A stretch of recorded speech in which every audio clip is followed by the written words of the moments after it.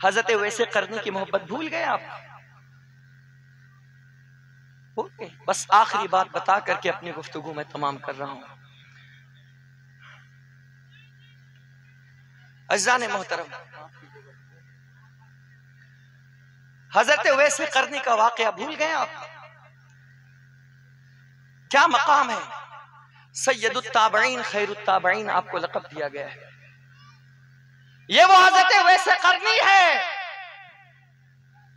कि मेरे आका ने जिनके बारे में फरमाया कि अगर ये मेरी उम्मत की बख्शिश के लिए दुआ कर दे तो अल्लाह ताला इनकी दुआ को रद्द नहीं फरमाएगा। जब ये जन्नत में जाएंगे तो 70,000 फरिश्तों के झुरमुट में वो जन्नत में तशरीफ लेकर के जाएंगे। लेकिन मोहब्बत कैसी थी? अल्लाह अकबर, हुजूर का इश्क कैसा था? वो चलते थे तो हुजूर की याद में, बैठते थे तो हुजूर की याद में, बोलते थे तो हुजूर की याद, दीवानावार घूमते रहते थे। जब बच्चे पत्थर मारते थे ना, कंकर मारते थे, तो जानते हो हजरत बिलाल हबशी कहते थे, हजरत वैसे करनी कहते थे, ओ बच्चों बड़े बड़े पत्थर ना मारा करो, तुम्हें मारना ही है ना तो छोटे छोटे कंकर मारा करो। बड़े पत्थर ना मारा करो, मारना है तुम्हें ना तो छोटे छोटे कंकर मारो, इसलिए कि जब तुम मुझे बड़े पत्थर मारते हो ना तो मेरे जिस्म से खून निकल आता है, और जब खून निकल आता है तो मेरा वजू टूट जाता है, और मैं बेवजू अपने नबी का नाम कैसे ले सकता हूं? बेवजू मैं अपने नबी का नाम कैसे लिख सकता हूं? इसलिए तुम मुझे छोटे छोटे कंकर मारो ताकि तुम्हारा भी काम बन जाए और मेरा भी काम बन जाए, तुम्हारा भी काम चलता रहे और मेरा भी काम चलता रहे। छोटे छोटे कंकर मारो। अल्लाह अकबर। हमेशा हुजूर की मोहब्बत में वो उठना बैठना खाना पीना, सिर्फ हुजूर सिर्फ हुजूर सिर्फ हुजूर। कहते हैं आला हज़रत ने जो कहा है ना, तुझे जाना तुझे माना न रखा गैर से काम, लिल्लाहिल हम्द मैं दुनिया से मुसलमान गया, लिल्लाहिल हम्द मैं दुनिया से मुसलमान गया। काश ऐसी मोहब्बतों के चंद छींटे अगर हम पर पड़ जाए ना तो हमारी किस्मत की मेराज हो जाए। ये जुब्बा और दस्तार किस काम का कि अगर हमारे दिल में हुजूर की सच्ची मोहब्बत नहीं हुई। ये ज़बानें किस काम की कि अगर हमारी ज़बान पर रसूलुल्लाह सल्लल्लाहु अलैहि वसल्लम की सच्ची अकीदत के अल्फाज ना हो। ये जिंदगी किस काम की है कि अगर इस दिल में, इस जिंदगी में रसूलुल्लाह का प्यार ना हो, सब बेकार है। अगर इस जिस्म में रसूलुल्लाह की मोहब्बत नहीं है तो गोया कि ये जिस्म जो है बेजान की तरह है, बेजान की तरह, बेजान के जिस तरह आला हज़रत ने कहा था, वो जो न थे तो कुछ न था, वो जो न थे तो कुछ न था, वो जो न हो तो कुछ न हो। जान है वो जहान की और जान है तो जहान है। मेराज के लिए जब गए थे मेरे आका तो कितने वक्त में गए और आए, कैफियत क्या रही? बिस्तर भी रहा गरम और जंजीर भी हिलती रही।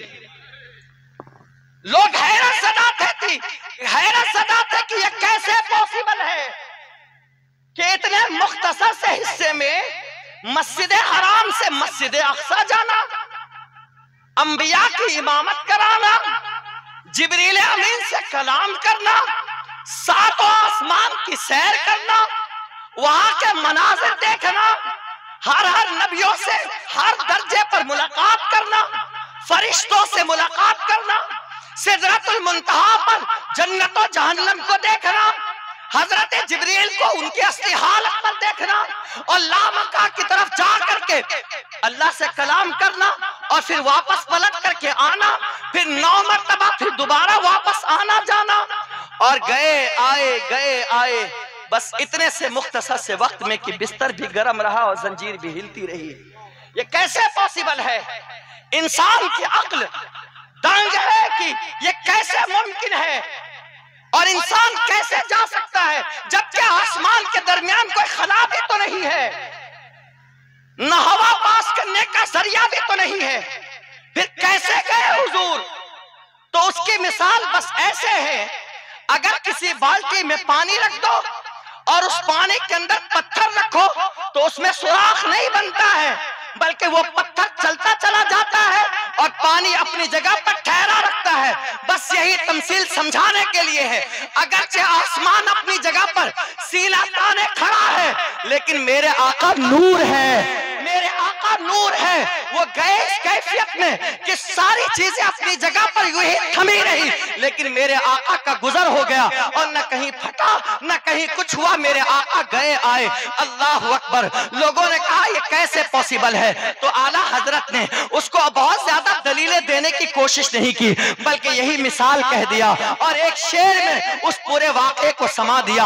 वो जो न थे तो कुछ न था, वो जो न हो तो कुछ न हो, जान है वो जहान की और जान है तो जहान है। जब तक मेरे आका इस दुनिया में रहे, सुई भी चलती रही, सूरज भी अपनी जगह पर गर्दिश करता रहा, लैलो नहार भी अपनी जगह पर गर्दिश करते रहे, चांद भी अपनी जगह पर चलता रहा, तारे भी अपनी जगह पर थमे और घूमते रहे, गर्दिश सैयारे गर्दिश करते रहे। लेकिन जैसे ही मेरे आका इस दुनिया से बाहर निकले, हर चीज अपनी जगह पर थम गई। उसी को आला हजरत ने कहा, वो जो न थे तो कुछ न था, वो जो न हो तो कुछ न हो, जान है वो जहान की और जान है तो जहान है। बहरहाल अजीज़ान मिल्लत इस्लामिया, मैं अपने उन्वान की तरफ बढ़ता हूँ। हजरत वैसे करनी रज़ी अल्लाह ताला अन्हु अपने आका से बेपनाह मोहब्बत करते रहे और उसके बाद जब बहुत ज्यादा याद सताने लगी, अपनी अम्मी जान से आकर के कहते हैं, अम्मी मुझे आका की बड़ी याद आ रही है, मैं अपने आका से मिलना चाहता हूँ, मुझे आका की याद सता रही है। माँ ने कहा, बेटे तेरे अलावा मेरा कोई सहारा नहीं है, जाहिरी तौर पर मैं एक बूढ़ी हूँ, कमजोर हूँ, अगर तू चला गया तो मेरी देखभाल कौन करेगा, अगर तू भी चला गया, अगर मुझे कुछ हो गया तो बता तो सही, मेरी किफालत मेरी खबरगिरी कौन करेगा, लिहाजा मैं तुम्हें जाने की इजाजत नहीं देती हूँ। माँ का हुक्म सुनते ही वो फिर चल पड़े जंगलों बयाबान की तरफ, ऊँटों को चराने लगे। फिर आका की याद सताई, भाग कर आते हैं और कहते हैं, माँ इजाजत तो देना, आका की याद आ रही है, मैं आका से मिलना चाहता हूँ। अल्लाह अकबर। फिर माँ ने मना कर दिया, फिर वापस चले गए। जब चंद मर्तबा आए गए, माँ ने सोचा कि अगर मैं बार बार इनकार करती रही तो कहीं ऐसा ना हो कि मेरे बेटे का दिल टूट जाए, इसलिए मैं एक ऐसी शर्त रखती हूँ कि उस शर्त के बाद दोबारा जो है मेरा बेटा मुझसे सवाल नहीं करेगा।